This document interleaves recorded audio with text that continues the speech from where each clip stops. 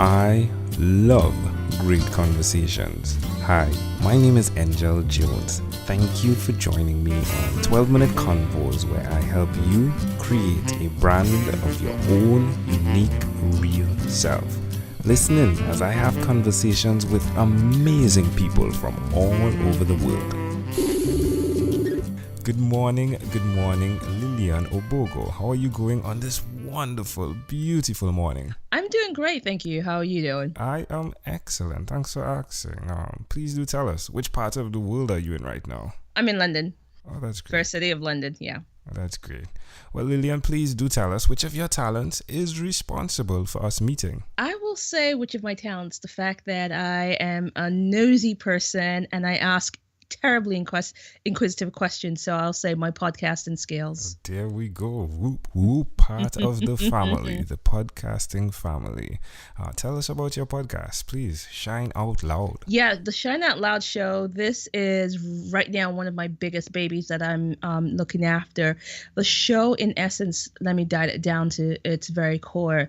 It's a show to shine the light on the greatness within the people of color, the Black community, whatever you choose to call it, but it's within the people of color, not just Black, but ethnic community who are doing the incredible, who are saying, I understand their expectations and limitations of me and of my shade and of my color, but I am here to shine and do things incredibly.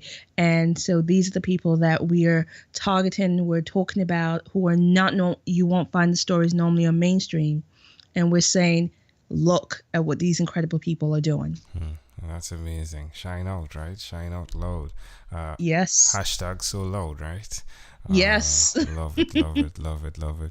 Well, who did you learn this skill from? This skill of I'd like the word underdog comes to mind, right? But most definitely the person isn't the underdog. It's probably just from the angle you look at it. But who did you learn the skill of bringing to light what other people are doing? Well, you know what? I am a product of storytelling, and I describe myself as a storyteller. So right from childhood, I have been fascinated by the stories of others. I've been fascinated about how people's stories are told. And I'm the only kid I know that used to basically take a book and hide it in the bathroom to avoid doing chores and just read. And so Wow. there's something about looking at a story and understanding when someone's story is told that changes everything. So from the greats like William Shakespeare and, Chinua Achebe, who wrote Things Fall Apart, to I have read books that I've forgotten. I read great books, and my parents had a library in our home, and I think I read everything by the time I was 10 twice. Wow. Some to my detriment, because at 10 there's some books you're not supposed to be reading. And so these stories helped change how, one question can change how other people perceive you, and one answer can actually change a nation. And growing up from there and seeing people like Oprah, go through and really get to the bottom core of a person by asking a particular question or by actually opening up and sharing some of herself is powerful. So my teachers are many, and they're from my grandmothers, my grandfather, the stories I've read, the storytellers, the writers. That's what has influenced this. I love that. The one question, the one answer. Wow, it's really fascinating. I didn't know questions had so much power, let alone the answers. I thought you could just tell people what to do, right? Yeah, I mean, we were want to live in that world where we say people do, but sometimes the fact is you can ask somebody one question, and that question, you are not prepared for the answer, even you, the person asking the question, because when you truly listen to to an answer from someone, it can change how you even see the world, because that becomes a doorway into something else. And when you truly listen to someone share their story and tell that story powerfully, you are basically understand what your job is when you're podcasting or interviewing. It's not just about having the podcast, not just about the interview, but you're giving someone room to tell their own authentic story. And to me, that's powerful. It is. You've summed up the entirety of podcasting and what it means. I think that's really the driving force, the passion, if you would, for even those that aren't making thousands of dollars via their podcast. The value, if you would match it up for the returns on your life, in terms of how you grow, is definitely going to surpass the monetary value. You just summed that up amazingly. So why will you continue to repeat the skills? I mean, yes, there are challenges as well, right? There are challenges. I think you don't go into anything expecting it will be a piece of cake. Even making cakes, there are challenges. So why would I continue to do this? Because it's a learning process. There are so many incredible people that I've connected with and met globally because of this. And you find out more about yourself the more you put yourself on this journey, because what I thought I could do as a podcaster a few years ago has changed dramatically from then to now. So it's a journey of my self-discovery, and it's a journey to connect with other incredible people, but because we wouldn't have met if not for this. Exactly, right? All the way in Trinidad, speaking to you all on the next side of the pond. Well, please do tell me one other thing that you've done consistently over the last 3 years, please. The one thing I've done consistently over the last 3 years is learn. I'm an avid learner, and learning for me is not just about how can I gain more knowledge, but how can I use that knowledge? How can I change myself? How can I grow myself? How can I grow others? This morning, I was learning about investing in art, in artwork. And that's unusual because it's like, oh, I didn't know that was a thing. Apparently, you can invest in art, and it gives you more back than savings and sometimes invest in the stock market. So today, that's what I'm learning about. That's amazing. How does it make you feel? To learn? I think for me, if I didn't learn, then it means I'm dying. I've always learned something. My curiosity outweighs my need for sleep sometimes. So guilty.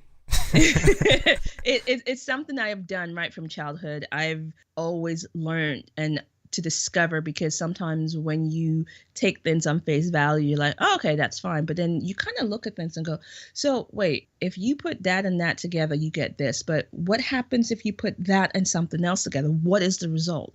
And I was always a kid that goes, yeah, okay, the movie is finished, but what happened? I mean, yeah, I know they got together and they're happily ever after, but what happened? What happened next? And I'm always going, so what happens next? And that, I think, is my question.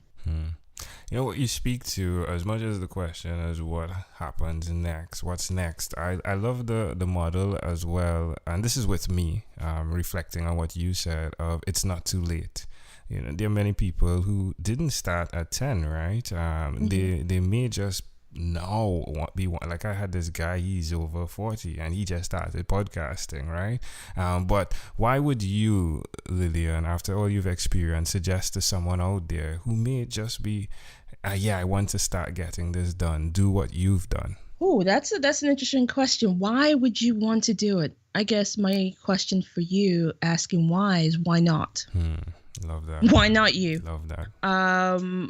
My dad will say, those who are doing it, do they have two heads? And please don't answer that question ever, because it's always a trap. They don't have two heads. They put their pants one leg at a time, the same way you do. So, and it's never too late. And think about this, the people who we class as the greats didn't start till later on in life. So from Mark Twain and, Lincoln, people that we class as great didn't start till it was very late. And, people think Colonel Sanders on the box of KFC is just advertising. And I'll tell you, it's not. It was supposed to be a real person. And the person behind KFC, he didn't start his business till he was in his late 60s. Yeah. And he was living in his car, and he was broke. He was divorced, and he had nothing. So the only time that is too late for you to start is when you stop breathing. That's the only time when it's too late. Love it. Amazing audience, we are live with Lillian Ogbogoh. I keep saying this, so you'll Obogo. understand when you see her name. Amazing audience, right? But we're live with Lillian Ogbogoh. She is the podcast host of Shine Out Loud. Do check that out. Lillian, let's change gears for a moment and let me invite you now into my time machine that is surrounded with beautiful, warm, blue Caribbean water. Lillian, what is your earliest childhood memory? My earliest childhood memory, that's actually quite strange because I think I remember being fed through my nose because I was born premature. Wow. And I remember having, and it's a memory that I still from time to time get of liquid going through my nose. Wow. So why do you think this memory of all memories was so clear? I don't know. It's just really, it's one of those strange things. And after that is, being as a kid and just smells and sounds. But that is one of my earliest memory. People think, oh, it must have traumatized you. No, it's just, for me, that was normal. I was fed through my nose very early on because being born quite early because I'm a nosy child. So that's your interpretation. Can I offer my interpretation to the thought picture you created in my mind? Go ahead.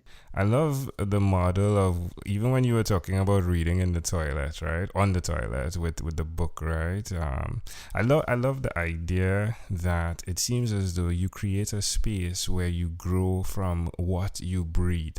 And it's fascinating. It's as though it put you in a room and you learn almost by osmosis, if you would.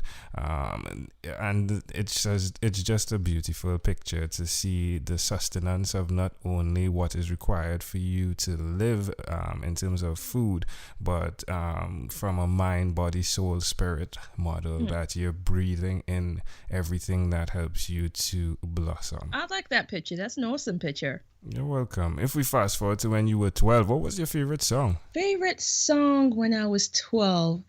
Anything that Michael Jackson touched would have been it. But also, it's funny enough because my parents, love music, and I grew up on Motown.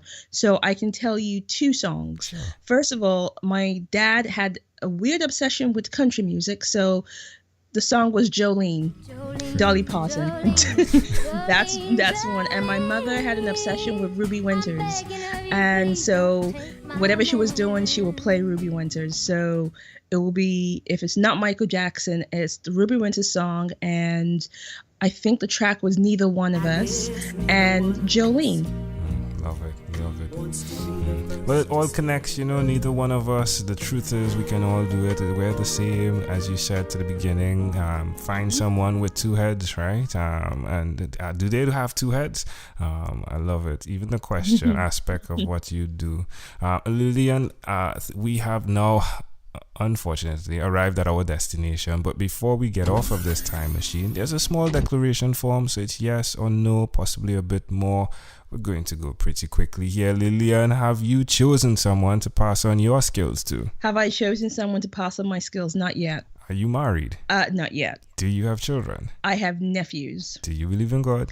I believe in a creator. Do you have an inner circle of friends? I have some great, amazing friends. Do you watch TV for more than 3 hours a day? Well, you can learn a lot from TV.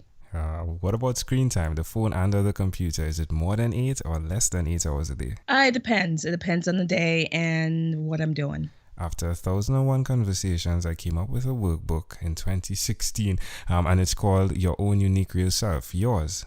Connected to that is your own unique real statement. If you had to share with us your own unique real statement, your mission, Lillian, what would that be? My mission is to find the inner core of people, expose that, share that, and stand for something. That's my mission. Shine out loud. Lillian, this has been a great pleasure. Before you leave, is there anything else you'd like to share with our amazing audience? Well, I will say join us, listen to our show, find out why I do what I do, but also, aside from listening to great shows, find out who you are, tap into your own greatness. For goodness sake, shine out loud. Don't let anyone define you. Do what you're here to do. And the only time that is too late for you, my dear listeners across the globe, is when you are dead.